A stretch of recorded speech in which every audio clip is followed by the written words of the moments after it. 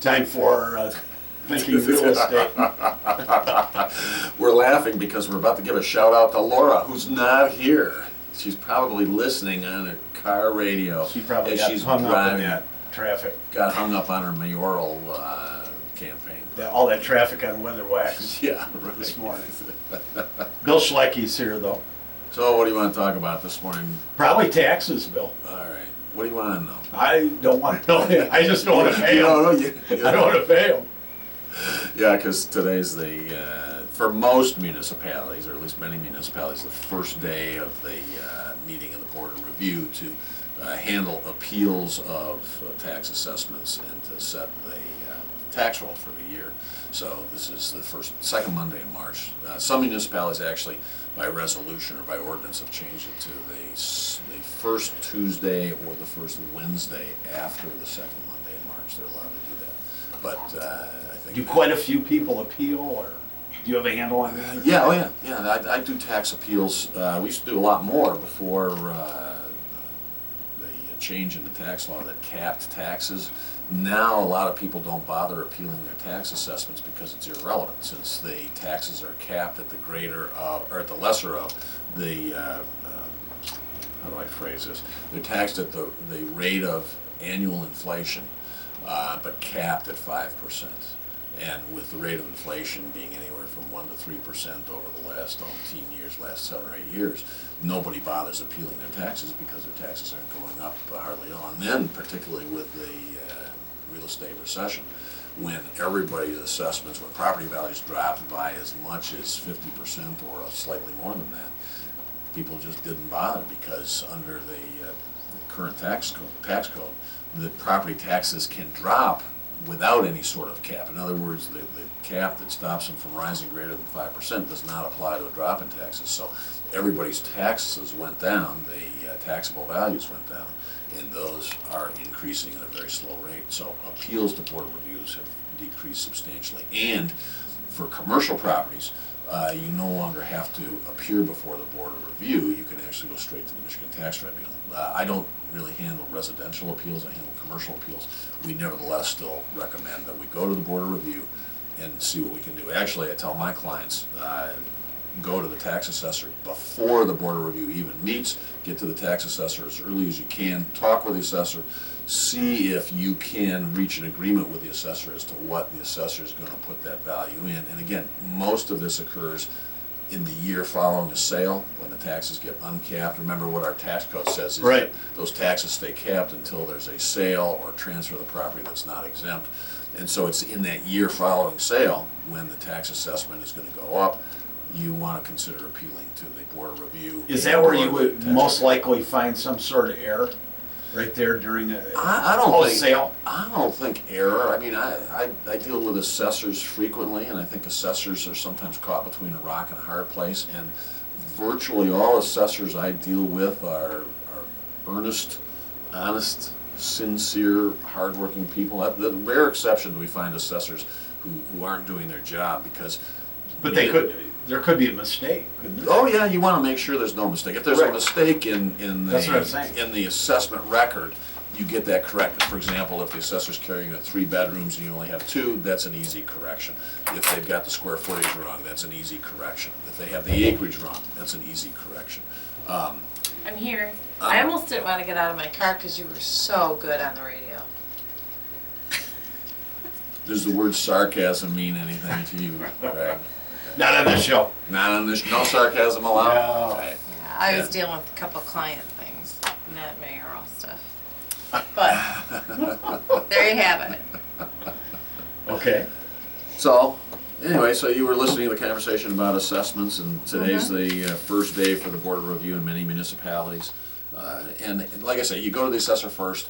If you don't get satisfaction from the assessor, you can't get what you consider to be the accurate true cash value, then you go to the Board of Review. If you don't get it there, if you don't get satisfaction out of the Board of Review, you go to the Michigan Tax Tribunal. Residential appeals are considered small claims appeals. Oh, you can't go to the tribunal without going to the assessor first? For residential, no. Okay. Residential. You must appear before the Board of Review or you waive your right to go to the tax tribunal. And the tax tribunals, again, I will tell you, this system is so different from what it was several years ago. The tax tribunal is making a real determined effort to try and get through what was a huge backlog. And they're trying to get residential cases heard much faster. They will actually conduct the hearing down in the house or in the township. In other words, you don't have to go to Lansing for the tax tribunal hearing on a residential small claims case. They'll come to you? They'll come to you. Wow. They'll actually do the hearing down here. For commercial cases, they're heard up in Lansing. But the most important thing for appealing an assessment is don't go in there and say, well, my neighbor's assessed at this, or somebody down the street's assessed at that. You have to go in with a qualified appraiser. That's the only way to appeal it. You hire a qualified appraiser to do a full-blown appraisal of your property. When it shows, or if it shows, that the value is different from what the assessor has, then you stand a chance of 1, persuading the assessor, 2, persuading the board of review, 3, persuading the district. So you have no chance if you simply argue your own case? The legal term of art is you're dead meat.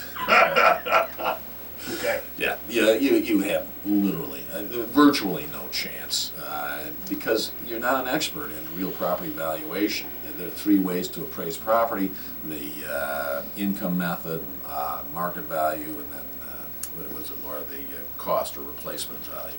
And assessors, they have very substantial training. They have to pass exams in order to get licensed as an appraiser. You need a qualified appraiser to come in and do the full-blown appraisal. Otherwise, you're whistling in the wind. And So let me go through this again. Yeah. Your first step is to go to the assessor?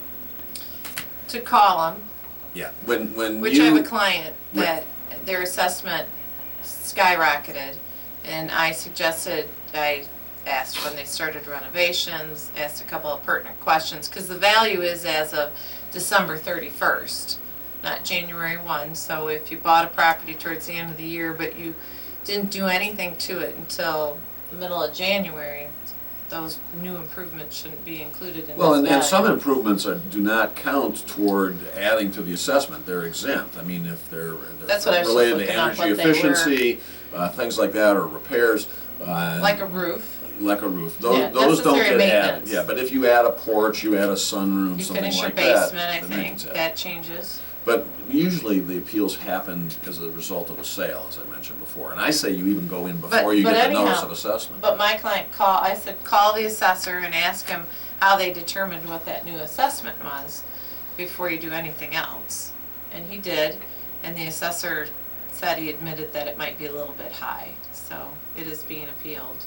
Yeah, and understand that under the tax law as of 1995, when there is a sale of property, the purchaser is required within 45 days of the closing to file a property transfer statement with the assessor that sets forth what the purchase price was. The assessor is prohibited by law from simply taking the sale price and using it as the true cash value.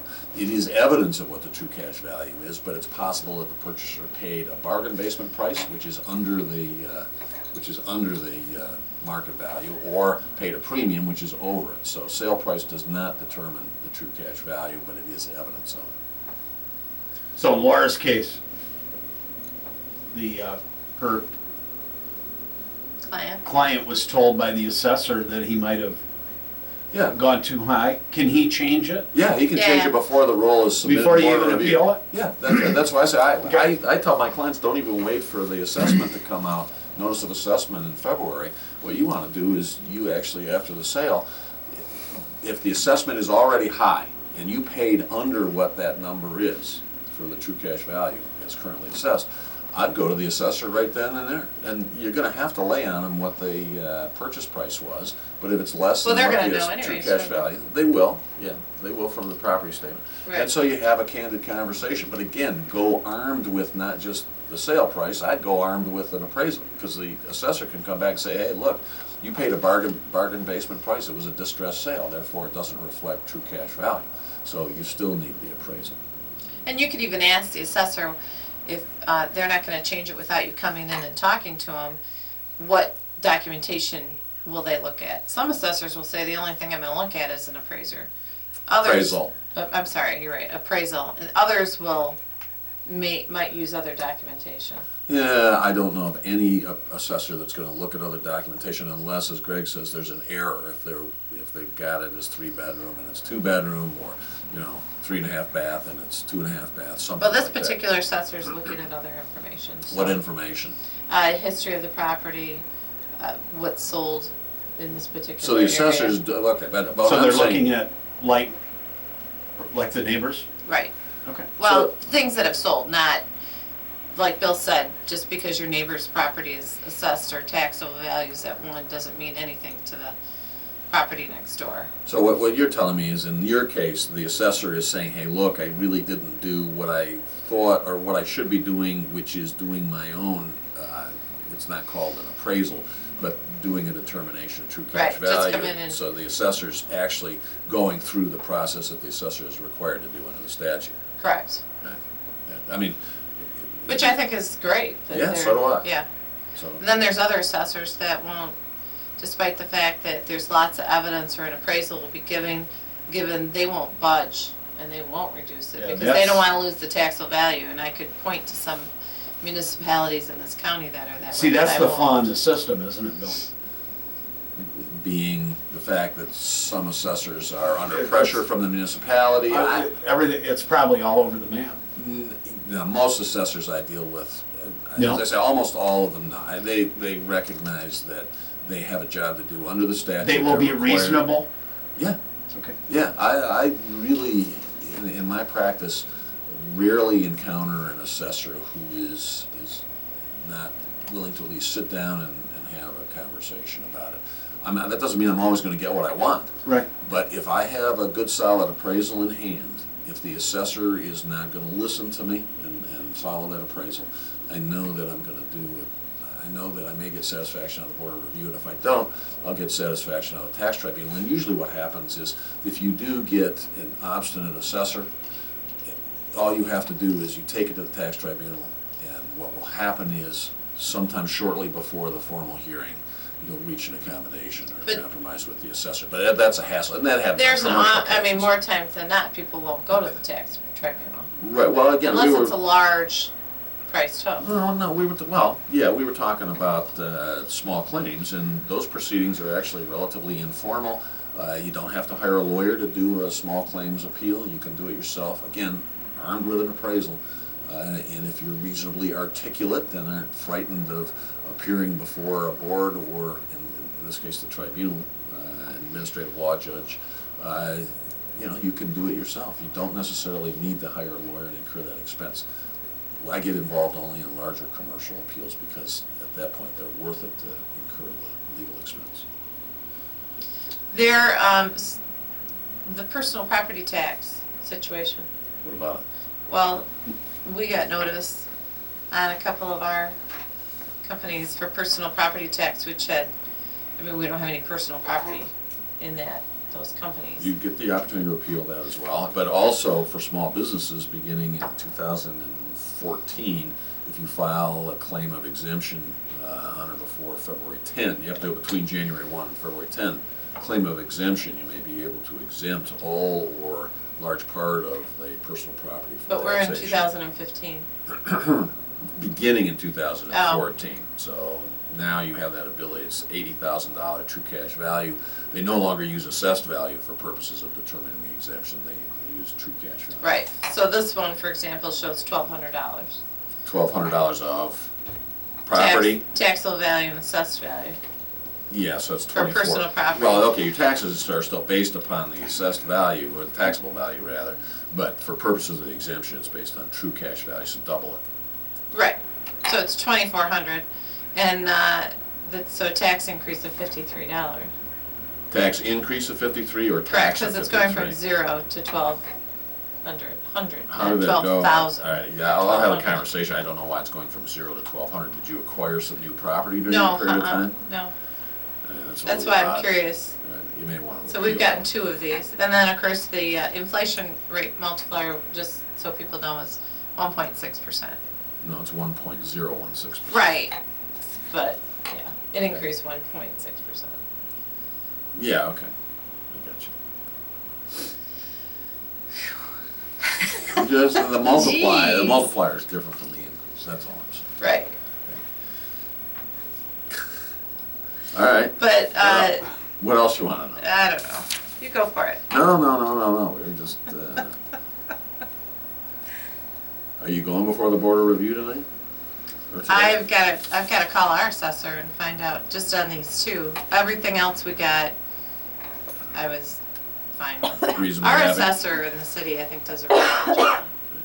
Yeah, again, they're all capped, so nothing can increase greater than 1.6%. Right. Yeah.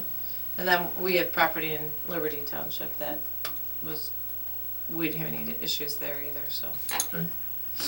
All right. But yeah, if you're unhappy with what your notice of assessment is, show up at the board of review, call them, schedule it. I think they actually allow you to show up, but you may have to wait if you don't have a scheduled time. And present your case to the board of review. Well, Jackson's is today, 9 to 12 and 1 to 4, and then tomorrow, 2:30 to 9 p.m. So you could go to the think of this, you could go to the assessors, talk about your assessment, and then come watch the council meeting, which starts at 6:30. That could be a really thrilling evening. For whom? Yeah. Wow. Anyone who's Greg, really gonna show bored, up? right? Eh? I was thinking about it, but you didn't make it sound too exciting. I don't know what's on the agenda for tomorrow. And the board of review will continue to meet until it hears all appeals. But what Greg and I were talking about before you arrived was the fact that there used to be a lot more appeals before we capped our values. Now with the capping of real estate taxes, there are not nearly as many appeals as there used to be. And so what are you seeing in terms of increase in values upon sale? Actually, our properties all went, I think, almost all of them went down in assessed value. Did they? Uh-huh. That's Not much, but I think almost all of them went down. In true cash value? All of them decreased? That's not a good sign for the economy. Yeah. What about your sales? What about the properties that are selling? Are taxes increasing or are they staying the same? Are You they don't have that decreasing? You don't have any statistic sort of thing, do statistic you? on that? Not for taxes. Well, Well- I was running some numbers on a property in the northeast corner of the city of Jackson, over by you. Yeah. And, You being Greg, you're pointing. Well, I didn't know if you It's wanted hard for people to know on where he radio. lives, so. Like, Anyhow, Uh-oh. I guess you told him. Yeah, I didn't okay. say what street. No. I've been here 40 years and you got rid of that in 1 second. Play Misty for me, huh? Anyhow, and the property values this year compared to last year, now we're only 2 months and a few days into the new year, have dropped in that corner. Where from 2014 to 2013, they went up. Oh, this is so sweet.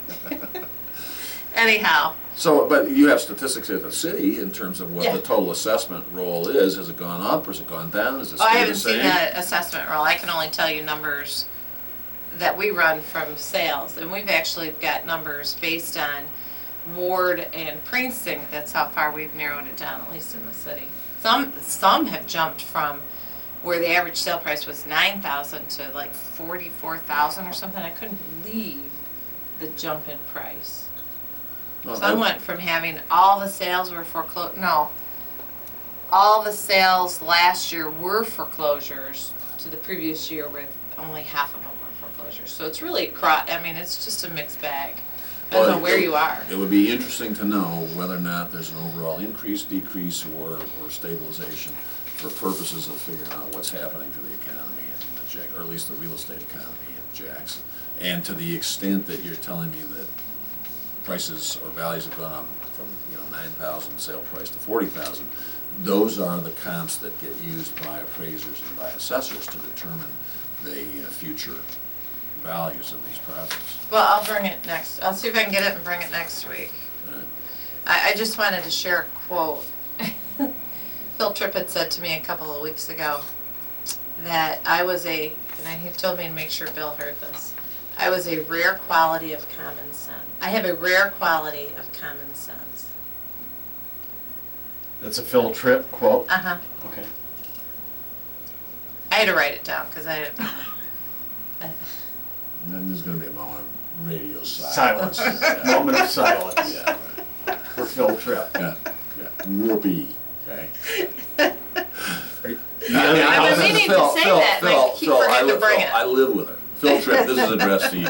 I live with her, okay? You see her on only rare occasions, so when she demonstrates that, quote, rare quality of common sense, end quote, please realize that it is not universal. Oh, come on. You could live without me. All right. Properties. Let's Hurry. see. Okay, 3310 West Morale, great house, east side of Robinson Road, close to everything, and sits on like 4.5 acres for $149,900, 3 bedrooms, 1.5 baths, and it's a ranch, one owner. And then we do have a new listing at 4647 Westbrook, which is Western Schools. It's a condominium, 46,000, 2 bedrooms, 1.5 baths. It's just under 900 square feet. So if you want easy living in Western Schools, fairly close to town, call me at 780-3800.